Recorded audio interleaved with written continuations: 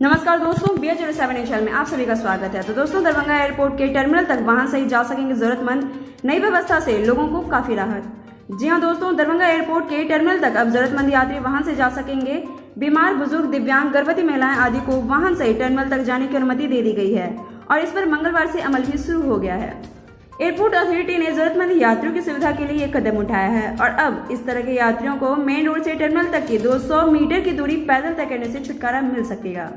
बता दें कि लंबे समय से यात्री इसकी मांग भी कर रहे थे और इसके अलावा टर्मिनल पर यात्रियों के हित में भी कई कदम उठाए जा रहे हैं। टर्मिनल पर यात्रियों को मुफ्त वाईफाई सेवा दिए जाने से लेकर प्रयास किया जा रहा है कि उन्हें हर तरह की सुविधा मिल सके और जल्द ही वाईफाई की भी सेवा दी जा सकेगी। तो ये था दोस्तों हमारा आज का अपडेट और इसी के साथ हम लेंगे आपसे विदा।